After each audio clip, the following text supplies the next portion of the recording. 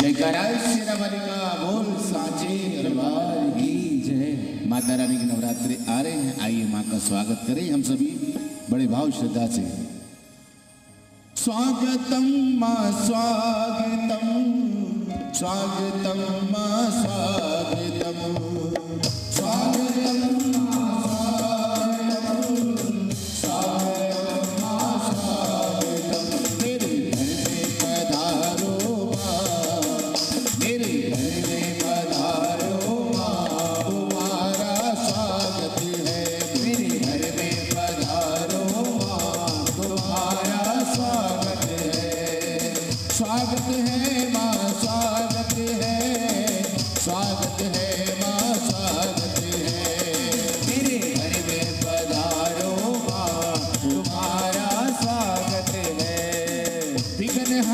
गणपति को लाना, रिद्धि सिद्धि को भूल न जाना, रिद्धि सिद्धि को भूल न जाना।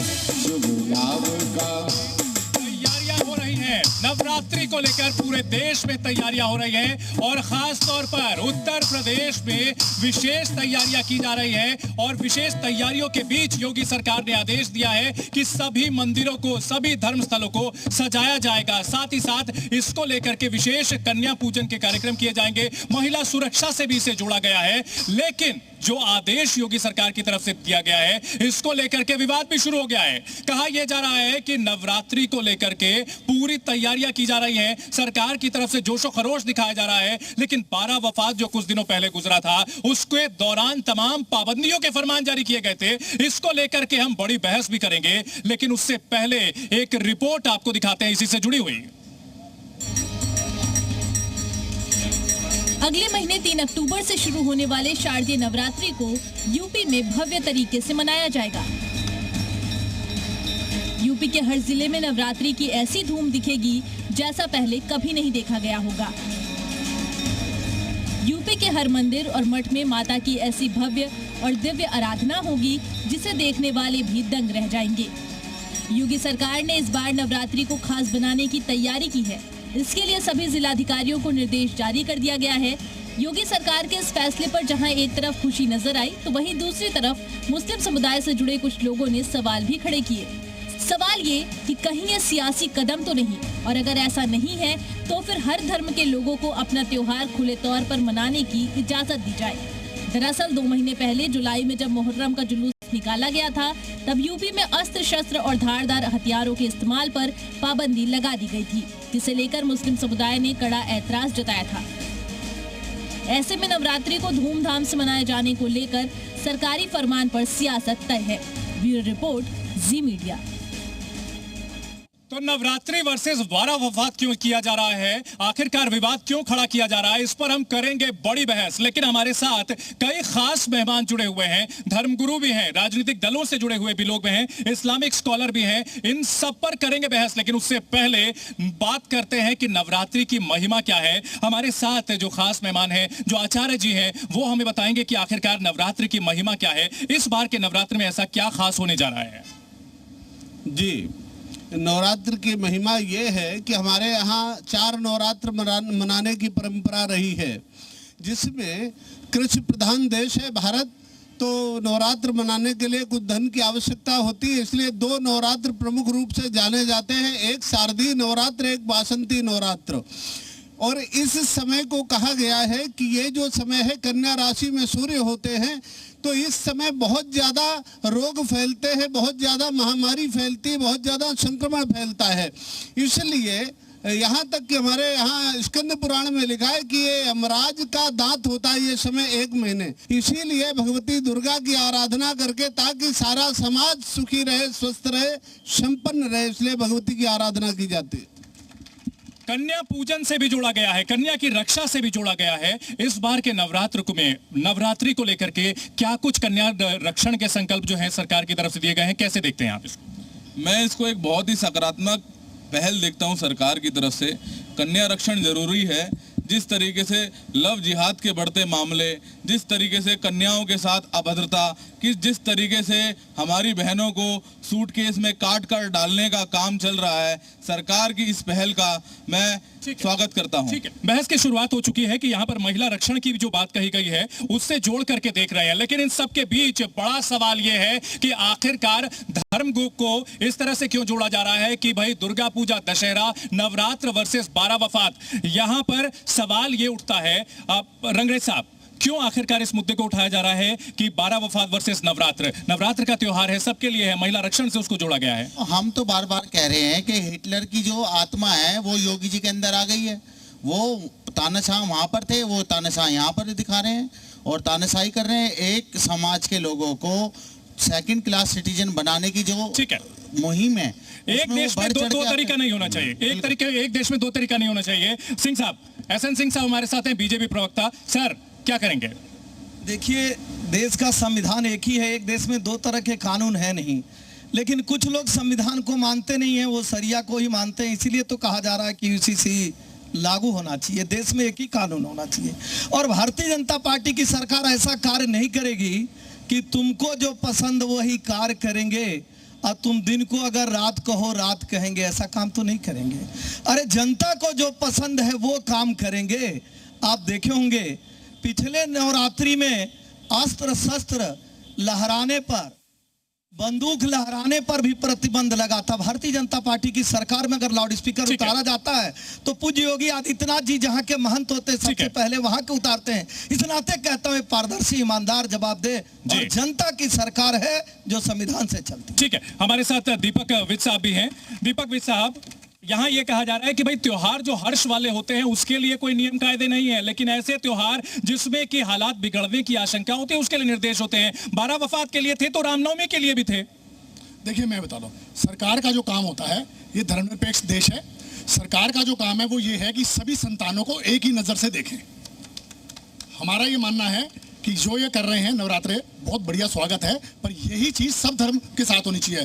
ये जब नगर कीर्तन आते हैं, जब हमारे मुस्लिम समाज के कार्यक्रम होते हैं, जब ईसाई समाज के कार्यक्रम होते हैं, जब सिख समाज के कार्यक्रम होते हैं, जब बौद्ध समाज के कार्यक्रम होते हैं, तब मेरा मानना है सरकार की अगर यही दिशा है तो ठीक है, नहीं तो सरकार को चुप रहना चाहिए। सब धर्मों को अपना जो कार्यक्रम है अपने धर्म को निभाने की पूरी आज़ादी होनी चाहिए। हमारा ये आज़ादी नहीं है, किसको आज़ादी नहीं है? मुमताज जी, क्या आज़ादी नहीं है आपको? नहीं, देखिए एक मिनट चंदन जी, आपने एक क्वेश्चन वो पूछा, मैं बताइए। आज़ादी है, हमारा मानना है कि वो हस्तक्षेप कर रहे हैं जी, वो किसी एक धर्म को विशेष अगर जो है जुलूस के दौरान हथियार ना लहराए जाए, या हस्तक्षेप कैसे हो सकता है? मुमताज जी जवाब दीजिए कि हम सरकार उसकी मदद करेगी। एक मिनट, मैं देखिए, ऐसा है कि धर्मनिरपेक्ष राज्य में ऐसे राज्य की कल्पना की गई है जो सभी धर्मों तथा संप्रदायों का सम्मान आदर करता है। ठीक है, ऐसा तो इसलिए मुझे लग रहा है कि जो सरकार का काम है वो भजन कीर्तन, नवरात्र, दिवाली, रमजान, ईद, बकरीद करना नहीं है, बल्कि सरकार का काम है कि अगर बेरोजगारी है तो उस पे काम करे।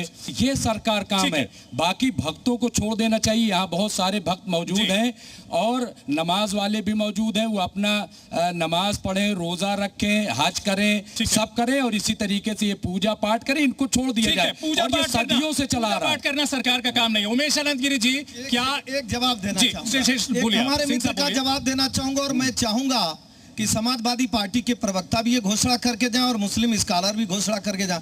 मंदिरों का जो भी चढ़ावा होता है, मंदिरों का जो पैसा होता है, वो समाज के काम में आता है, वो जाति और धर्म के काम में नहीं आता है। लेकिन मस्जिदों का जो पैसा होता है वो विशेष धर्म के काम में आता है। तो आप डिक्लेयर करें, हमें बताइए, हमें बताइए कौन से मंदिर का काम किस समाज में आता है और मस्जिद का कौन सा पैसा। एक मिनट, हमें बताइए। नहीं, हम भी लगातार चाहते हैं लोगों के मुद्दों की बात के रहने वाले चाहते हैं, लोगों के मुद्दों की बात ना हो, ये चाहते हैं हिंदू मुसलमान की बात हो। एक सेकंड, विकास की राजनीति मुमताज जी कह रहे हैं, इन्होंने क्या किया? मुमताज जी मंदिर और मस्जिद, शमशान, कब्रिस्तान के अलावा इनके पास कुछ नहीं बताने के लिए। एक सेकंड रंगरेज साहब, आप कुछ भी करेंगे कोई न सुने, आपको लग रहा है कि आप कुछ भी करेंगे कोई न देखे, आपको लग रहा है कि आप कुछ भी करेंगे कोई न बोले, तो ऐसा नहीं होगा कि आप मूत्र पिला दें, आप कोई गंदा खिला दे या कोई अपकृत्य कर दे, ये सरकार एक मिनट सुरक्षा नियमों का उसमें गुलाम सर साहब को बुलाना चाहिए। एक मिनट और सबके लिए कराएगी, सबके साथ कराएगी। ठीक है, चलिए मुमताज जी जल्दी देखिए, रिस्पॉन्ड कीजिए। मैं ये कह रहा हूं कि मुझे बड़ी हैरत है कि जब केंद्र में इतनी मजबूत मोदी सरकार है, यूपी में इतनी मजबूत योगी सरकार है, तो ये एहसास और भ्रम मुगलों वाली सरकार का क्यों हो रहा है कि सब इन्हीं के दौर में हो रहा है। मूद भी शुरू हो गया और लव जिहाद भी शुरू हो गया, सब इनके दौर में क्यों हो गया? ये कंट्रोल क्यों नहीं कर पा रहे? मैं समझता हूँ कि ये सिर्फ और सिर्फ लड़ाने का काम कर रहे हैं, ऐसा कुछ भी नहीं हो रहा। गुलाम सर परिवर्तन नहीं हो रहा है का काम कर रहे हैं, कुछ भी नहीं हो रहा। आपकी सच्चाई सामने आ रही है। कुछ नहीं हो रहा है। और जो क्राइम है वो तो ठीक है, क्राइम है, उसको क्राइम की तरह निपटिए। हिंदू मुसलमान एक सेकंड, गुलाम सरवर साहब, सवाल ये उठाया जा रहा है कि मंदिरों का पैसा अलग अलग राज्यों में, पूरे देश में जो है जाता है सरकार को, तब तो नहीं कहते कि एक देश में दो विधान नहीं चलेंगे। तो अगर जो है मुस्लिम जो धर्मस्थल है या अजमेर के ख्वाजा शरीफ का पैसा जो है वो तो सरकार को नहीं जाता। पहली बात बड़े ही इत्मीनान से सुनना है। पहले मस्जिद क्लियर कर लीजिए, मंदिर वर्सेस मस्जिद नहीं, वर्सेस वाली बात नहीं है, गलत बात। यहाँ वर्सेस की बात नहीं कर रहे, यहाँ वर्सेस की बात नहीं हो रही है। चलने देंगे ना, मस्जिद में पैसे नहीं आते, मस्जिद में पैसे लगते। सर मस्जिद में मेंटेनेंस किया जाता है, इमाम को तनख्वाह दिया जाता है, मतलब हम चला गए हैं, किसी से लेते नहीं है, ठीक है, और मंदिर लेते हैं, मस्जिद में एक्सपेंस होता है, मंदिर को पैसा मिलता है, चढ़ावा नहीं करता मस्जिद में, मंदिरों में करते नहीं होता है। लाखों लाख टन सोना यहाँ मस्जिद में, बहस के अभी आपने मंदिर के दौरान सुनिए सोने को 350 किलो सोना चलेंगे। मैं इस बहस के कुछ जो है रूल तय कर दूं, मुझे शुरू में करना चाहिए था, फिर बीच में कर देता हूं। एक वक्त में एक गेस्ट बोलेंगे, जिनको मैं कह रहा हूं वही बोलेंगे, मैं जिनसे पूछूंगा वही बोलेंगे, तार्किक बात करेंगे, कुतर्क नहीं करेंगे। गुलाम सरवर साहब, सीधा सवाल, क्या वक्फ बोर्ड को भी जो अगर ये दावा कर रहे हैं, सरकार के दिन कर दीजिए ना सर, जैसे मंदिर के बोर्ड हैं, तिरुपति देवस्थानम को भी कर दीजिए। भारतीय जनता पार्टी के प्रवक्ता हैं जी, सरकार इनकी है। सुन्नी सेंट्रल वक्फ बोर्ड का चेयरमैन कौन है सर? भाजपा नेता है या हम हैं? नेता की नहीं, मैं सवाल ये पूछ रहा हूँ कि सरकार के अधीन दिल्ली वक्फ बोर्ड का चेयरमैन कौन है? आम आदमी पार्टी का है या कांग्रेस का है? एक सेकंड, आम आदमी की सरकार में आम आदमी, ठीक है, कांग्रेस की सरकार में कांग्रेस। क्या वो सरकार के अधीन है? सरकार के अधीन है, सरकार के अधीन है, सरकार के अधीन है। गलत बिल्कुल सही बात है, इसको लेकर के क्या कहेंगे? ठीक है, गुलाम सरवर आप दीजिए, ठीक है, आपने बात कही। एक सेकंड,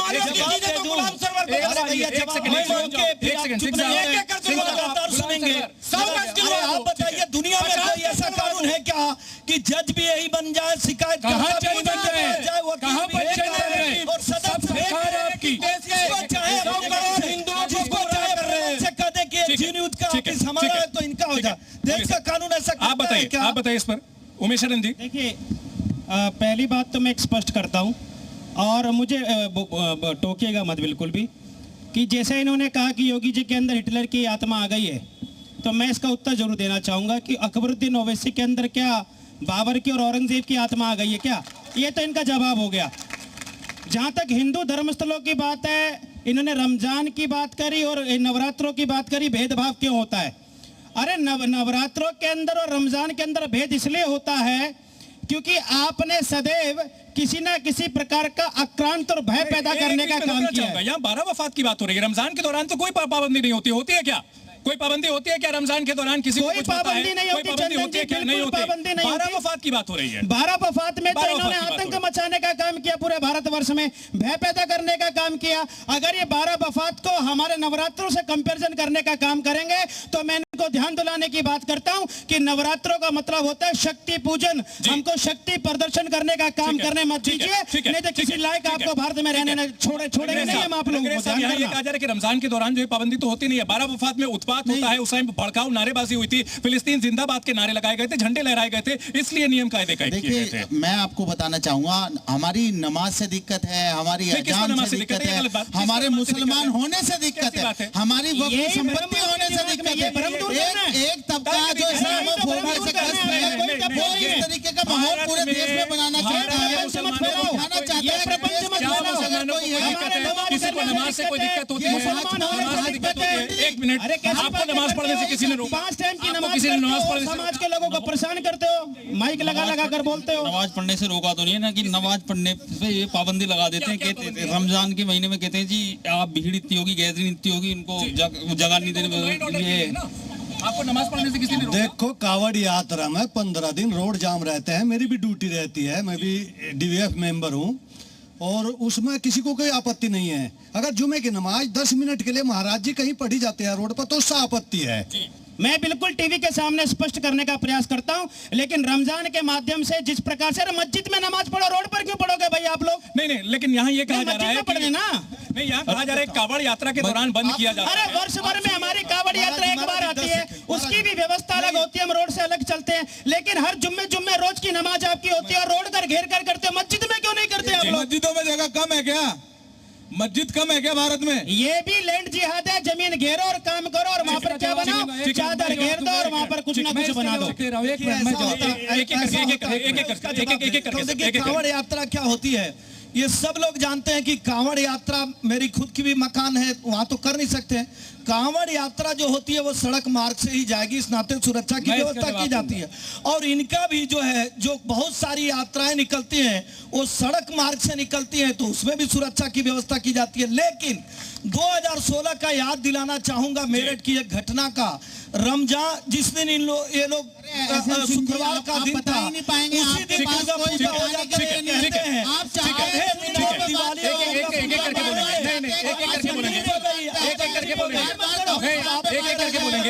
करके बोलेंगे, यहाँ सभी लोग एक करके बोलेंगे। हम सुनाते हैं, शोर मत मचाइए, आ रहा हूँ मैं, सबके पास एक करके आऊंगा। एक मिनट, इस मुहर्रम को लेकर के मैं दोबारा क्लियर करना चाहूंगा। रंगरेज साहब, सिर्फ शोर नहीं मचाना है, तार्किक बात करनी है। एक मिनट सुनेंगे। यूपी के सीएम योगी आदित्यनाथ ने मुहर्रम से पहले क्या कहा था, उस वक्त जब निर्देश दिया गया था तब क्या कहा था यूपी के मुख्यमंत्री योगी आदित्यनाथ ने, वो भी अपने दर्शकों को एक बार सुनाते हैं। भाइयों बहनों, मुझे याद है एक साथ पूरे देश के अंदर दुर्गा पूजा और मुहर्रम एक साथ हो गए थे। उत्तर प्रदेश में भी था, बंगाल में भी था। उत्तर प्रदेश में हमारे अधिकारी आए, उन्होंने कहा कैसे आयोजन हो पाएंगे, क्या पूजा के समय कर रहे? मैंने कहा पूजा का समय आगे पीछे नहीं होगा, जब पूजा होनी है मां की तभी पूजा होगी, और समय बदलना है तो मुहर्रम के जुलूस के समय को बदल दो, ताजिया के जुलूस का समय बदलेगा। मुहर्रम के दौरान किसी तरह की नई प्रथा चलाने की इजाजत नहीं होगी, हथियार ले जाने की इजाजत नहीं होगी। अगर कानून व्यवस्था बनी रहे मुमताज जी, इसमें क्या दिक्कत है? मुख्यमंत्री का काम तो यही है ना। देखिए, ऐसा है, मैं उसका स्वागत करता हूं, मैंने कभी नहीं कहा कि ऐसा नहीं हो। बिल्कुल सारी चीजें बहुत शालीनता से होनी चाहिए, बहुत पुराने तरीके से होने चाहिए, मैं कह रहा हूं। लेकिन अब फिर वही बात आ जाती है कि जब नवरात्र आ जाए, जब और तमाम जो त्योहार हिंदुओं के आ जाए, दिवाली आ जाए, तो उसमें योगी आदित्यनाथ जी कहीं फूल बरसाते नजर आएंगे, कहीं जो है साथ साथ व्यवस्था देखते नजर आएंगे। मैं कह रहा हूं कि यही काम योगी जी मुसलमानों के त्योहार में क्यों नहीं करते? क्योंकि वो मुख्यमंत्री तो सबके हैं। अगर वो भी इसी तरीके से मुसलमानों के त्योहार में भी अगर आ जाएं, तो इसमें बुराई क्या है? आप ये बता दीजिए। प्रधानमंत्री जी और सभी प्रदेशों के मुख्यमंत्री अजमेर शरीफ में चादर भेजने का कार्य करते हैं। अपने विचार को बदल लीजिए और अपने चश्मे को बदल। नहीं, तो किसने बुरा कहा? वसुधा को बताइए आपने। लेकिन कुछ लोग सबके बीच सही नहीं है। नहीं, किसने कहा? लेकिन मैं इस पर मैं आऊंगा आपके पास, इस पर आऊंगा, मेरे पास सवाल है। मैं एक चीज देखिए, इन्होंने ये बात कही, आप ये जानते हैं कि रमजान में आमतौर से लोग जो है इफ्तार पार्टी करते थे जी, ठीक है। लेकिन जब से ये मोदी सरकार आई है, इफ्तार पार्टी में अच्छा शिकायत इस बात की कि इफ्तार क्यों बंद कराएंगे? इस पर हम करेंगे बहस को हम जारी रखेंगे आगे, बहस को आगे जारी रखेंगे। लेकिन हमारे पास यहाँ माता रानी की जब बात होती है, नवरात्र की बात होती है, तो हमारे यहाँ माता रानी भी हमारे साथ मौजूद है, उनका शेर भी हमारे साथ मौजूद है, और भजन मंडली सावरिया जी भी हमारे साथ मौजूद है, और उनके साथ है देवी का वाहन शेर। तो उनका हम कर रहे हैं स्वागत, सागर सावरिया जी। भवन में मन लेके आया माता रानी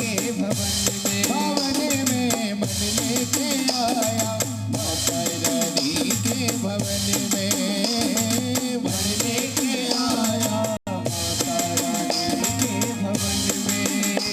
वो बड़ा सुख पाया माता रानी के भवन में। वर लेके आया माता रानी के भवन में। वर लेके आया माता रानी के भवन में।